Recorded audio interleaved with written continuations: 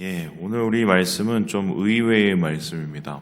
이렇게 열심히 하나님 안에서 말씀 듣고 또 같이 언약 갱신하고 실제적으로 결단했던 이스라엘 백성들이 이때의 모습과는 전혀 다른 모습으로 오늘 말씀 속에서 기록되어 있기 때문입니다. 어느 정도의 상황이 되었는가? 우리 8절의 말씀을 같이 한번 읽어볼까요? 같이 읽어보겠습니다. 시작! 내가 심히 근심하여 도비아의 세간을 그 방 밖으로 다 내어 던지고. 오죽했으면 이렇겠습니까? 느헤미야가 이렇게 화를 내는 사람이 아니었잖아요. 우리 앞에서도 봤지만 참고 인내하던 사람이 정말 이 요즘 말로 화가 꼭지까지 돈 거죠. 그래서 어떻게 하죠? 그 안에 있는 세간들을 다 끄집어냈다고 합니다. 그리고는 방 밖으로 다 던져버렸다고 합니다. 도대체 이 방은 어디고 이 사람은 도대체 누군가 했었을 때 여기서 말하는 방이라는 것은 다름이 아니라 성전 안에 있는 이 한쪽의 방, 그것도 성전의 기물들이나 아니면 성전에 쓸 재물들을 모아놨던 한쪽의 방을 뜻하는 것이고요. 그리고 여기에 나타난 도비아라는 사람은요, 이스라엘 사람, 유대 사람이 아니라 주변 민족, 암몬이나 혹은 모압이나 혹은 섞인 그 잡족들 중에 수장을 뜻합니다. 그렇다면은 왜 이토록 느헤미야가 화를 냈을까? 다름이 아니라 그 사람은 절대 거기에 들어가면 안 되고 성소에 그리고 누군가의 방을 만드는 것도 절대 안 되기 때문입니다. 왜 안 될까요? 여기에 대해서 이렇게 얘기를 하고 있는데 우리 함께 1절의 말씀을 같이 한번 읽어보도록 하겠습니다. 시작! 그날 모세의 책을 낭독하여 백성에게 들렸는데 그 책에 기록하기를 암몬 사람과 모압 사람은 영원히 하나님의 총회에 들어오지 못하리니. 하나님께서 신명기 말씀을 통해서 모세에게 뭐라고 하셨냐면 암몬과 모압 사람은 절대로 이스라엘의 총회에 들어와서는 안 된다라고 했습니다. 왜 딱 집어서 암몬 모압이라고 했었을까? 암몬 모압은 어떻게 따져보면 이스라엘의 먼 친척에 해당되는 사람들인데 하나님께서 특별히 이 사람들에 대해서, 이 민족에 대해서 대놓고 디스를 하신 이유는 이 사람들이 했던 행동들 때문입니다. 다름이 아니라 이스라엘 백성들이 출애굽을 하고 가나안에 들어왔을 때 도와주기는커녕 방해했습니다. 그들의 친척과 형제된 사람들이었음에도 불구하고 이스라엘 백성들이 그들 근처에 오는 것조차 싫어했습니다. 거부했고요. 이런 것을 하나님께서는 기억하시고는 절대로 이들과 엮이면 안 되겠구나, 이렇게 하나님의 뜻에 대적하는 민족들과는 아예 섞지도 말라고 얘기를 합니다. 그래서 아예 총회에 들어오지 말아야 된다고 얘기합니다. 그런데 총회에 들어오지도 말아야 될 사람이 지금 성전 안에 들어와 있고 성전에 자기 사무실을 차리고 성전 안에서 자기 기물들을 갖다 놨다는 것은 이거는 하나님의 말씀에 전혀 위반되는 것이었기 때문입니다. 그런데 여기서 우리가 짚고 넘어갈 게 있습니다. 다윗의 조상, 여러분 올라가 보면 보아스가 있습니다. 보아스가 결혼해서 낳은 사람, 베레스인가요? 이런 사람들, 그게 이제 다윗의 조상이 되죠. 그런데 보아스하고 결혼한 사람이 누굽니까? 혹시 기억하십니까? 룻이에요, 룻. 룻기 우리 많이 했죠. 룻이 보아스랑 결혼한 겁니다. 그러면 룻은 어느 나라 사람일까요? 유대인이 아닙니다. 모압 여자입니다. 그럼 이상하죠? 아니 그때는 모압 여자인데도 어떻게 받아들여 갖고는 예배도 드리고 심지어는 다윗 왕의 계보에도 들어가고 이름도 나와요. 근데 그거는 되고 이 사람은 안 되고, 이거 여러분 어떻게 생각하십니까? 여기에 대해서는 좀 우리가 이해할 대목이 있는데 여기 1절을 다시 한번 보여주세요. 하나님의 총회입니까? 하나님의 성회입니까? 성회예요, 총회예요? 총회죠. 총회하고 성회는 되게 비슷한데 사실은 다릅니다. 총회라는 것은 무엇이냐면 우리가 총회를 하지 않습니까? 그리고 뭐 다음 주에도 재직회하고 다다음 주에는 여러분 아시는 것처럼 우리가 공동의회를 합니다. 그때 총회로 모이는 거예요, 일종의. 연말 총회에 모여서 하는 것이 무엇입니까? 교회의 예결산, 우리 내년에 어떻게 우리가 예산 짜고 어떤 사역을 하고 어떻게 할 건지 결정을 합니다. 그리고 거기에 대해서 듣고 거기에 대해서 혹은 묻고 거기에 대해서 최종적으로 다 받아들이고 결정을 하게 되죠. 결정을 하는 자리 그리고 의견을 모으는 자리가 바로 다름이 아니라 총회입니다. 그럼 성회는 뭐냐? 성회는 하나님 앞에 같이 모여서 예배 드리는 것을 뜻합니다. 그런데 이방인이라고 할지라도 하나님 앞에서 개종한 사람, 그러니까 그 당시에는 유대인이냐 여호와 신앙으로 개종한 사람들은 성회에 받아들였습니다. 함께 예배를 드릴 수가 있었어요. 그런데 지금 도비아는 두 가지가 문제가 있는 겁니다. 첫 번째, 성회가 아니라 총회입니다. 결정권을 가져버리는 데 있고요. 두 번째, 그럼 그냥 총회에 한 객석에 앉아있는 사람이 아니라 아예 성전 안에 들어가서 주된 자리에서 주무르는 사람이 되어버렸어요. 그러니까 이것은 어떻게 보면 이런 거라고 볼 수 있는데 이게 좀 올바른 표현인지 모르겠지만 여러분의 이해를 돕기 위해서 신천지 그 지부장을 데리고 와서 우리 교회 장로를 세우는 거하고 똑같은 겁니다. 이해가 팍팍 되시죠? 예, 그런 일을 한 거예요. 그런 일을. 그러니 이제 느헤미야가 봤을 땐 이건 정말 말도 안 된다고 생각을 한 겁니다. 자, 그럼 질문이요. 아니 느헤미야가 그렇게 열심히 성벽 같이 쌓고 그리고 에스라는 그렇게 열심히 율법을 가르치고 그 정도 했으면은 이제는 좀 정신을 차릴 때도 됐고 정신을 차린 듯 했는데 어떻게 이렇게 망가지지? 이렇게 생각을 할 수가 있습니다. 근데 여기에는 우리가 알 수 있는 제목의 한 군자가 있는데요. 예, 우리 함께 6절의 말씀을 같이 한번 읽어보도록 하겠습니다. 시작. 그때는 내가 예루살렘에 있지 아니하였느니라. 바벨론 왕 아다사스다 32년에 내가 왕에게 나아갔다가 며칠 후에 왕에게 말미를 청하고. 그때에 느헤미야가 없었어요. 자리를 비웠어요. 왜 자리를 비웠느냐? 바벨론 왕이 불러서 거기 간 거예요. 그러니까 일종의 12년 동안 유다 총독을 마치고 무슨 일이 있어서 돌아간 겁니다. 다시 한번 띄워주세요. 그런데 목사님, 그래도요 며칠 후라고 그러는데 그럼 뭐 한 몇 달 되는가요? 최소 왔다 갔다 해서 며칠 만에 사람들이 어떻게 그렇게 변합니까? 알겠는데 이게 번역이 잘못된 겁니다. 정확한 번역은 러케스 야밀이라는 이 단어가요 날들의 끝에라는 언어를 직역하면 그렇게 됩니다. 근데 이게 어떤 뜻이냐면은요 얼마 동안에 이렇게 해석을 하는 게 맞습니다. 그러면 최소 한 2년 이상 자리를 빈 겁니다. 그러면 그 최소 2년에서 5년 이상 자리를 비웠었을 때 이 지경이 일어나게 된 거죠. 그러니까 느헤미야는 12년 봉직을 하고 유대 총독으로 개혁도 하고 그리고는 바벨론 왕이 불러서 수상궁으로 다시 돌아갔다가 그리고는 한 2, 3년 만에 돌아왔더니 완전히 도루묵이 돼버린 겁니다. 야, 그래도 2, 3년 만에 이거 너무한 거 아니야? 사람이 어떻게 그러냐? 여러분 아셔야 될 게 사람은 잘 안 변합니다. 내가 변하려고 정말 길을 써야 변합니다. 그리고 내가 정말 말씀 옆에서 완전히 깨지고 깨우쳐야 변합니다. 그런데 남들 하기 때문에 같이 하는 거는 그거는 바로 시간이 지나면 곧바로 자기 자리로 돌아옵니다. 그렇다면 이런 얘기가 되죠. 오늘 이런 일을 저지른 인간 누구냐? 7절을 보니까요. 엘리야십이라는 이 사람인데요. 이 사람이 대제사장이겠죠. 엘리야십은 느헤미야가 개혁을 하고 에스라가 와서 율법을 선포하고 이스라엘 백성들을 가르칠 때 솔직히 마음에 들지가 않았던 것 같습니다. 그런데 대세가 그러니 어떻게 해요? 따라간 거죠.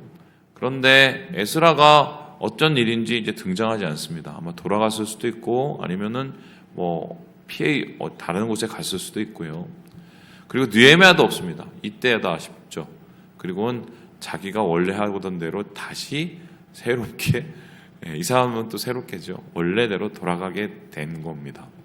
목사님 그렇게 원래대로 돌아가더라도 어떻게 그 말도 안 되는 이 짓거리를 도비아 같은 사람을 그런 이방 잡족의 그 리더를 어떻게 성전 안에 들일 수가 있습니까? 이렇게 질문할 수가 있습니다. 그런데 이거는 우리가 좀 더 깊이 살펴볼 필요가 있습니다. 이 대목을 보면 아는데요. 우리 함께 10절의 말씀을 같이 한번 읽어보도록 하겠습니다. 시작! 내가 더 알아본 즉 레위 사람들이 받을 몫을 주지 아니하였으므로 그 직무를 행하는 레위 사람들과 노래하는 자들이 각각 자기 밭으로 도망하였기로. 지금 엉망진창이 된 게 보세요. 성전에는 이방 잡족 리더가 들어와 있고 그리고 성전을 지키고 성전에서 찬양을 해야 되는 레위 사람들은 다 뿔뿔이 흩어졌습니다. 왜 이런 일이 일어났느냐? 봤더니 뭐라고 그럽니까? 자기 몫을 주지 않았기 때문입니다. 한마디로 먹고 살아야 되지 않습니까? 레위 사람들은 밭이 없잖아요. 자기 기업이 없습니다. 그래서 이스라엘 백성들이 자기가 수확한 것의 10분의 1을 나눔으로 하나님 앞에 드림으로 그것을 통해서 레위 사람도 대제사장들도 어떻게 보면 자기의 이 삶을 일궈나갈 수 있었던 거예요. 그런데 이게 뭔가 시스템에 문제가 생긴 겁니다. 그리고는 받지를 못하니 먹고는 살아야 되니 뿔뿔이 흩어졌겠죠. 그리고 나서 어떻게 됩니까? 소위 말해서 이 지경이 일어나게 됩니다. 그러면은 이건 도대체 누구의 잘못인가? 누구의 잘못인가? 이스라엘 백성들이 헌금을 안 해서 이스라엘 백성들이 11조를 안 해서 목사님 이렇게 된 거 아닙니까? 예, 물론 그게 맞는 것 같습니다. 표면적으로는. 그런데 신기하게 이 말씀을 보면 생각이 좀 달라지게 되는데요. 우리 함께 13절의 말씀을 같이 한번 읽어보도록 하겠습니다. 시작!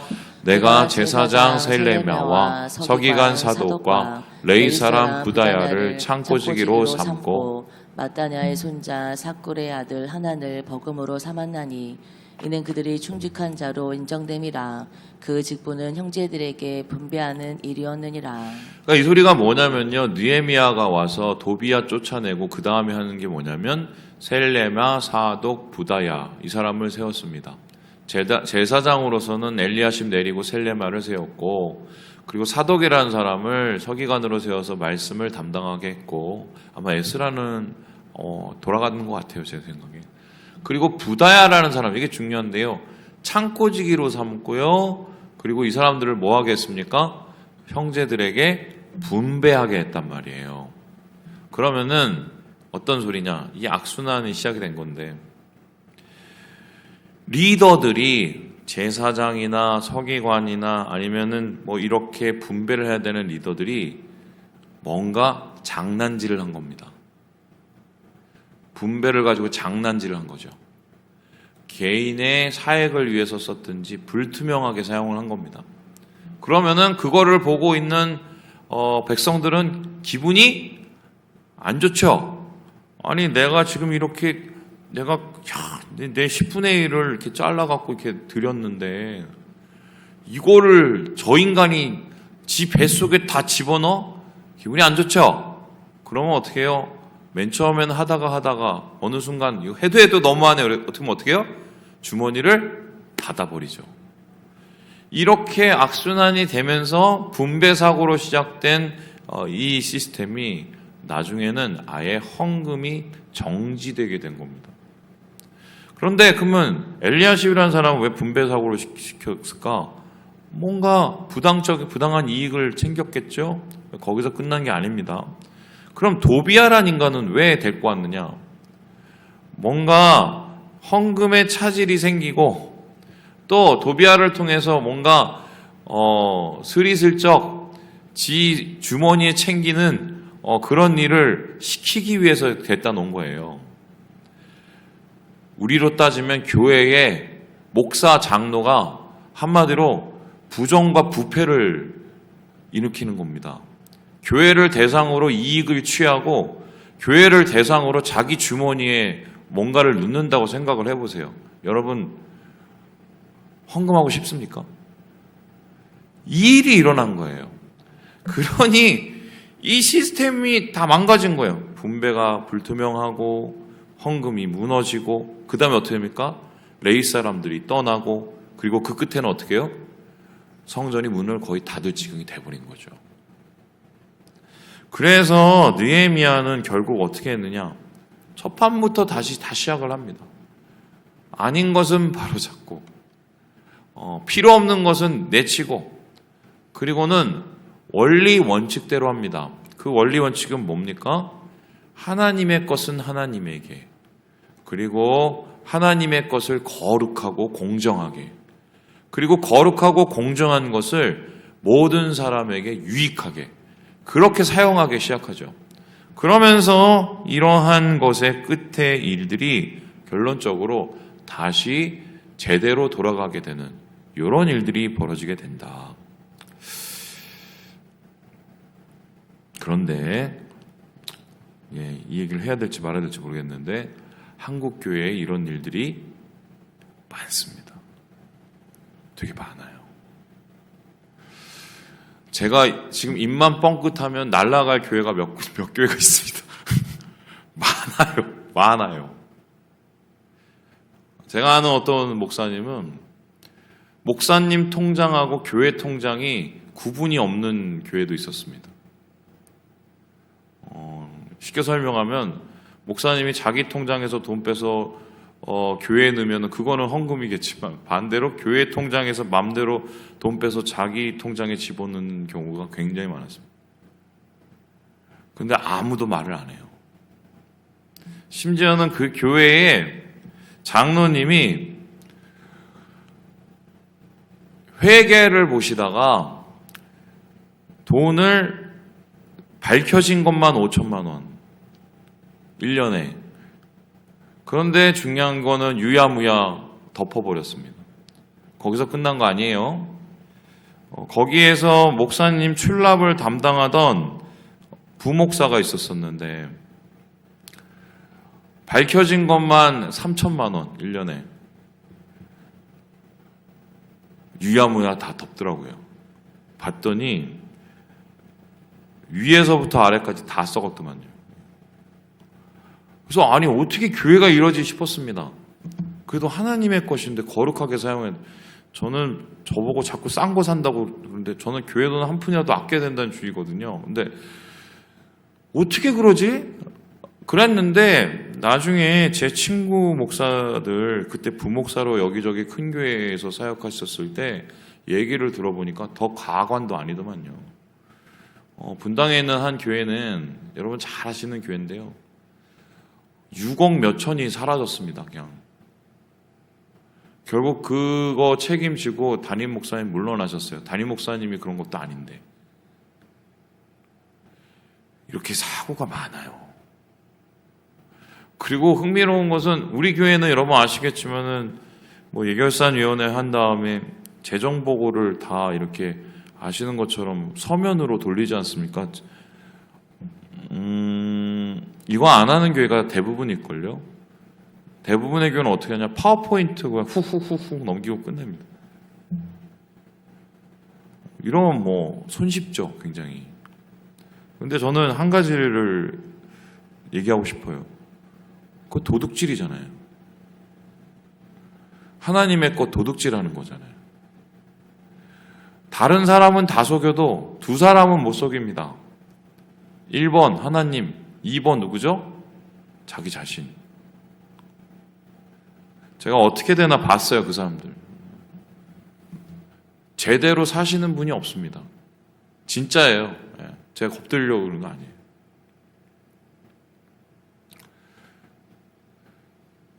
왜 이렇게까지 됐을까요? 잘 생각해보면 작은 것에서 시작해서 큰 게 된 겁니다. 이 정도는 뭐 이렇게 하다가 나중에 큰 도둑이 되는 거예요. 마치 아간의 범죄와 똑같은 거죠. 결국 느헤미야는 이 모든 개혁을 마친 후에 이렇게 얘기를 하는데요. 우리 14절 읽고 마무리해 보도록 하겠습니다. 시작. 내 하나님이여 이 일로 말미암아 나를 기억하옵소서. 내 하나님의 전과 그 모든 직무를 위하여 내가 행한 선한 일을 도말하지 마옵소서. 지금 어떻게 보면 느헤미야는 욕먹으면서 이 일을 했거든요. 굳이 안 해도 되는 일을. 그런데 왜 했느냐? 오늘 느헤미야가 정확하게 합니다. 하나님 때문에. 하나님이 보시니까. 성도는 바로 이렇게 살아야 됩니다. 이게 바로 거룩이에요. 말씀을 마칩니다. 우리 사랑하는 여러분, 주님 안에서 주님의 백성으로서 오늘 하루를 거룩하게 살아내시는 우리 형제 자매들 되시길 주님의 이름으로 축원합니다.